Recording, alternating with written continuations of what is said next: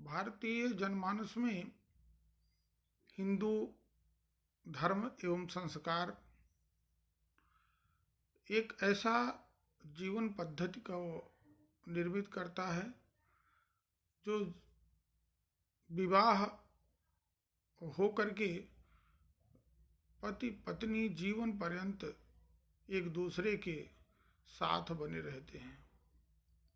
हमारे यहाँ यह कहा जाता है कि विवाह एक जन्म नहीं बल्कि 7 जन्मों का रिश्ता होता है और यह विवाह अक्षुण्ण होता है। पाश्चात्य संस्कृति में विवाह एक समझौता है, एक मनपसंद रिश्ता है। आज विवाह हुआ, कल दोनों के बीच मनमुटाव हुआ और अलग हो गए। जन्म से युवा काल होने के बाद और मृत्यु पर्यंत के बीच में अनेक रिश्ते बनते हैं और बिगड़ जाते हैं। अनेक बार विवाह होता है, टूट जाता है। ये पाश्चात्य संस्कृति का अपना एक टूटा फूटा संस्कार समझ लीजिए, जिसमें अस्थायित्व तो नहीं है। भारतीय सनातन धर्म, वैदिक संस्कृति और भारतीय लोगों के हिंदू संस्कार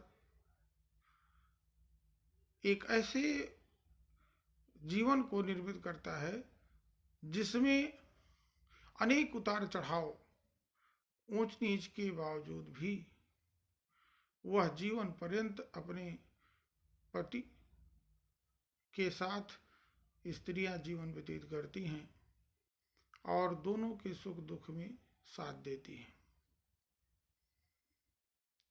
यहाँ कोई विवाह समझौता नहीं बल्कि विवाह एक संस्कार है। विवाह होने के पूर्व कई बातों पर ध्यान देना होता है। रिश्ता जुड़ने के पूर्व पुरुष और स्त्री के विवाह के गुण दोष पर विचार किया जाता है।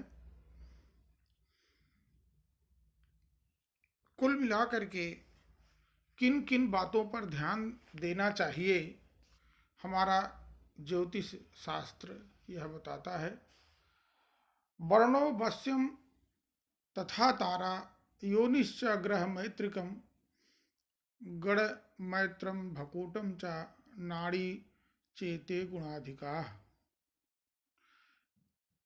वर्ण का विचार किया जाता है, वैश्य का विचार किया जाता है, तारा का विचार किया जाता है, योनि का विचार किया जाता है, ग्रह मैत्री विचार की जाती है, गण मैत्री विचार की जाती है और भकूट तथा नाड़ी के मिलान करने के बाद फिर इस रिश्ते को वैवाहिक जीवन के लिए उपयुक्त माना जाता है। दैवज्ञम पूजयेत पूर्वम फलम तांबूल गृहते विप्राय भेटकम तद्याद विवाहे प्रश्नम करेत।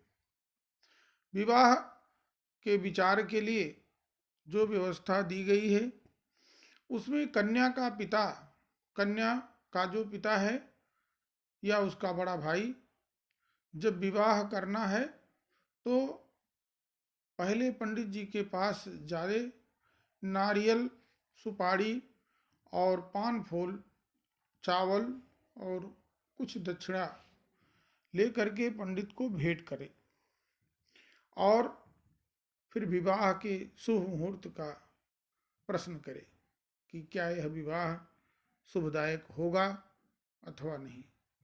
ऋग्वेदो अथ यजुर्वेदो सामवेदो यथर्वणः ब्रह्मवाक्यम सदा नित्यम हन्यताम तव शत्रवः।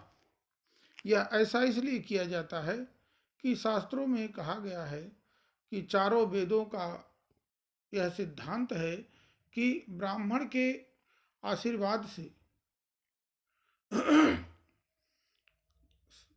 तुम्हारे शत्रुओं का नाश होगा, अर्थात विवाह में बाधाएं स्वतः ही दूर हो जाएंगी।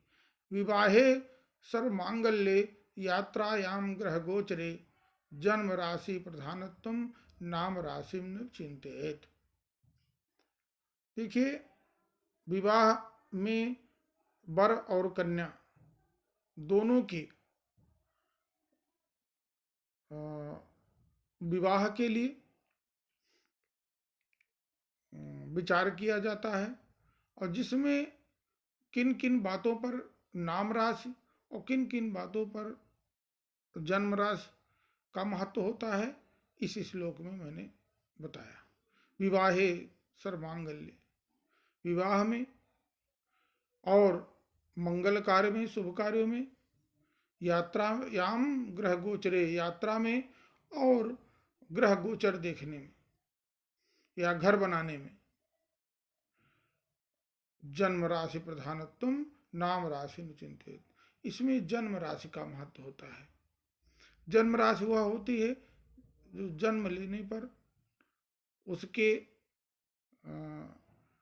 नाम अक्षर रखे जाते हैं, उससे जो राशि बनती है। और एक पुकारने के लिए नाम रखा जाता है, जो आप लोगों के स्कूल कॉलेज में भी दर्ज किया जाता है और अंक पत्रों में भी वही नाम अंकित होता है। उसके लिए देशे ग्रामे गृहे युद्धे सेवायाम व्यवहार के नाम राशि प्रधानत्वम जन्म राशि न चिंतित। देशे ग्रामे गृहे युद्धे, देश गांव घर के विषय में, युद्ध अथवा नौकरी के व्यापार के बारे में नाम राशि देखा जाता है। वहाँ जन्म राशि का महत्व नहीं होता। वहाँ पर जिस नाम से व्यापार होगा, जिस नाम से आप नौकरी पाना चाहते हैं, उस नाम का प्रधानत्व होता है, उसी से उसके बारे में विचार किया जाता है। जन्मभम जन्मधिष्ठेव नामधिष्ठेव नामभम व्यत्ययेन यदा योज्यम दंपत्योर्निधनपद। वर का जन्म नक्षत्र हो तो कन्या का भी जन्म नक्षत्र ही होना चाहिए। अगर वर का जन्म नक्षत्र नहीं है, कन्या का जन्म नक्षत्र है, तो उसका कोई महत्व नहीं। दोनों के जन्म नक्षत्र या दोनों के अगर नहीं है तो दोनों के नाम और से उसका विचार किया जाता है।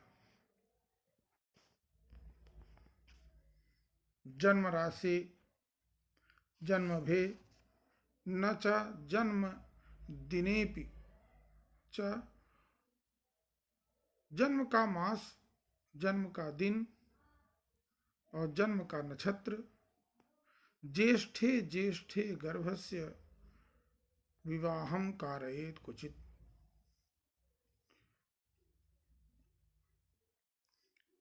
जन्म का नक्षत्र प्रथम गर्भ वाले की उत्पत्ति का ज्येष्ठ में विवाह वर्जित है। त्रिज्येष्ठ वर्जयेत विवाहे, विवाह में 3 जेठ इकट्ठा नहीं होना चाहिए। अपने भाइयों में ज्येष्ठ पुरुष, ज्येष्ठ लड़की और ज्येष्ठ मास, इसका परिहार किया जाना चाहिए। दूसरे मास में शादी विवाह करे, उस महीने में नहीं होना चाहिए। न कन्या वरयोर ज्येष्ठे ज्येष्ठयोः पाणिपीडनम द्वयोरे कतरे ज्येष्ठे न ज्येष्ठो दोष मावहेत। जो वर कन्या दोनों प्रथम गर्भ के हो तो ज्येष्ठ के महीने में कदापि विवाह न करें। एक जेठ हो तो विवाह करने में कोई दोष नहीं। से कन्या और वर में से कोई एक ज्येष्ठ हो, दूसरा कनिष्ठ हो या निम्न हो, तो कोई दिक्कत नहीं होती है। लेकिन अगर दोनों ज्येष्ठ हैं तो ज्येष्ठ महीने में विवाह नहीं होना चाहिए। सिंहे गुरौ गते कार्यो न विवाह कदाचन, मेष स्थिते दिवानाथे सिंहे गुरु च शुभाशुभ प्रदाय सुप्रदा। क्या है कि सिंह के बृहस्पति अगर हो जाएं, सिंह राशि में बृहस्पति अगर गोचर कर गया है तो ऐसे समय विवाह नहीं होना चाहिए। हमारे यहाँ विवाह के काल निर्धारित किए जाते हैं। खर मास में विवाह नहीं होता, अधिक मास में विवाह नहीं होता, और सिंह के बृहस्पति हो जाएं तब भी विवाह नहीं होता। और दूसरा स्थिति यह है कि विवाह के कुछ नक्षत्र निश्चित किए गए हैं, तो अगर मेष के सूर्य हो जाते हैं तब भी विवाह नहीं होता, और मेष के सूर्य में सिंह का बृहस्पति हो तब भी जो है विवाह नहीं किया जाना दोषपूर्ण होता है। इसलिए ऐसे नक्षत्रों का परिहार किया गया है। अब आप किन किन नक्षत्रों में विवाह शुभ होता है आप उसे देखें। रोहिणी उत्तर रेवत्यो मूलम स्वाति मृगो मघा अनुराधा च हस्तच्छ विवाहे मंगलप्रदा। रोहिणी नक्षत्र में तीनों उत्तरा, रेवती नक्षत्र में, मूल नक्षत्र में, स्वाति नक्षत्र में, मृगशिरा नक्षत्र में, मघा में, अनुराधा में, हस्त में, ये 11 नक्षत्र हैं जिनमें विवाह होना चाहिए। आजकल क्या है कि लोग नाच गान में, इधर उधर के समय में, जयमाल आदि कार्यक्रम करने में समय व्यतीत कर देते हैं। विवाह के नक्षत्र बीत जाते हैं और विवाह नक्षत्र के बीतने के बाद होता है, तो उस काल में किए हुए विवाह का दुष्परिणाम भी लोगों को भुगतना पड़ रहा है। घर में भी विरोध उत्पन्न होता है, शादियां टूट जाती हैं, या फिर दोनों वर्षों तक दूर रहते हैं, अनेक प्रकार की दिक्कतें आती हैं। इन सब गुणों का मिलान करने के बाद, बकुट तारा आदि मिलान करने के बाद, वर्ण आदि मिलान करने के बाद, ग्रह नक्षत्र ग्रह मैत्री मिलान करने के बाद, जब विवाह तय हो जाए, डेट निश्चित हो जाए, तारीखें निश्चित हो जाए, फिर उक्त तारीख में उस मुहूर्त, विवाह के मुहूर्त के बीच ही विवाह होना चाहिए। विवाह हो जाने पर वह कल्याणकारी होता है। 7 जन्मों के रिश्ते निभाने के लिए हमारे यहाँ सतपदी होती, उसमें बहुत कुछ कहा गया है। जब अगली वीडियो में मैं बताऊंगा तो सब चीज़ें मैं आपके सामने रखूंगा। इसलिए विवाह के समय यह ध्यान रखना चाहिए किन किन महीनों में विवाह शुभ होता है। आप देखिए, माघे धनवती कन्या, अगर माघ में विवाह होता है तो कन्या हमेशा लक्ष्मी युक्त रहती है, धन से संपन्न कन्या आती है। फाल्गुने शुभगा भवेत, फाल्गुन में विवाह हुआ तो सौभाग्यवती होती है। वैशाखे च तथा ज्येष्ठे पत्युत्यंत वल्लभा, वैशाख और ज्येष्ठ में अगर विवाह हुआ तो वह पति की प्यारी होती हैं, हमेशा पति उन पर अपने न्योछावर करता रहता है अपने प्रेम का। इस तरह से ऐसे ऐसे समय निश्चित किए गए। हर महीने में विवाह अच्छे नहीं होते। आषाढ़े कुल वृद्धि स्यादन्ये मासाश्च वर्जिता, आषाढ़ में विवाह करने से कुल खानदान की वृद्धि होती है, लेकिन स्यादन्ये मासाश्च वर्जिता, इसके अलावा अन्य महीनों में विवाह वर्जित है। मार्गशीर्ष मसीच्छन्ति विवाहे के भी कोविदाः। मार्गशीर्ष यानी अगहन के महीने में कुछ आचार्य ने समर्थन किया है कि अगहन के महीने में विवाह होना चाहिए, लेकिन अधिकतर लोगों ने उसे वर्जित किया है। अगहन के महीने में मार्गशीर्ष के महीने में भगवान श्री राम का विवाह हुआ था, और वह विवाह कितना असफल रहा यह आप सभी जानते हैं। भगवान के विवाह होने के बाद कुछ ही दिनों में उन्हें वनवास जाना पड़ा। वनवास जाने के बाद सीता जी का हरण हो गया, पति वियोग रहा, पत्नी वियोग रहा दोनों को, और एक महान संग्राम की रचना हुई। रावण आदि वंश का नाश हुआ। वहां से आने के बाद जब राज तिलक हुआ, राज्य करने लगे, सुख का समय आया, तो एक धोबी के ताने के कारण जनमानस में अपनी छवि धूमिल होने को देखते हुए भगवान राम ने सीता जी का त्याग कर दिया। वाल्मीकि आश्रम में सीता जी के गर्भ से 2 संतान लव और कुश उत्पन्न हुए, और जब पुनः भगवान राम का सीता जी से मिलन हुआ तो फिर सीता जी धरती में समा गई। अंततो गत्वा वियोग में जीवन का बिछोह हो गया।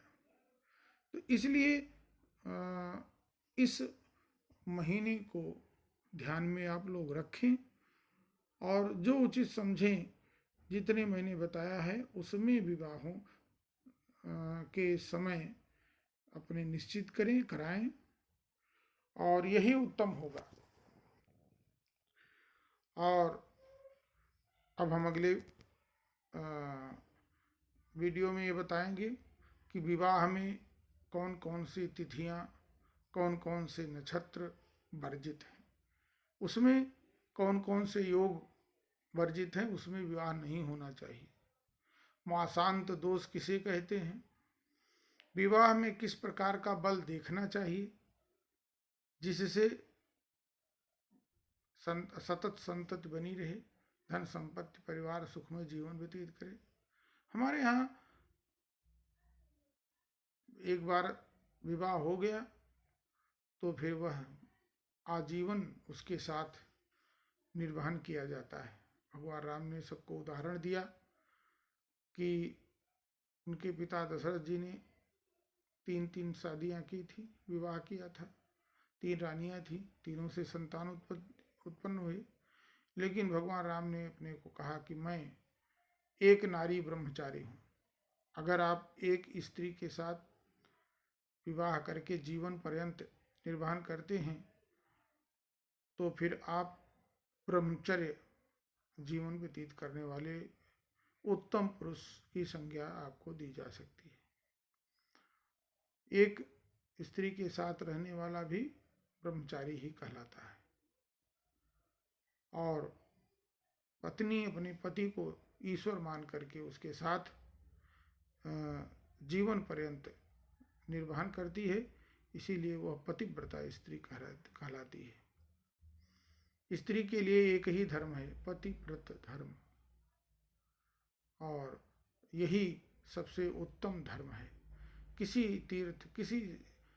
तीर्थाटन या किसी देवता का वह पूजन न करे, केवल अपने पति का पूजन करती रहे जीवन भर, उसके लिए सबसे बड़ा उत्तम धर्म और सबसे बड़ा पुण्यदायक कार्य कुछ भी नहीं है। जय श्री राम। अगली वीडियो में मैं आपको जो बताई गई बातें हैं उसे मैं बताऊंगा। जैसा मैंने पीछे कहा था कि विवाह में किन किन चीज़ों को ध्यान में रखना चाहिए, किन किन बातों को नज़रअंदाज नहीं करना चाहिए, उसे फिर आप देखेंगे। हाँ, जय सिया राम।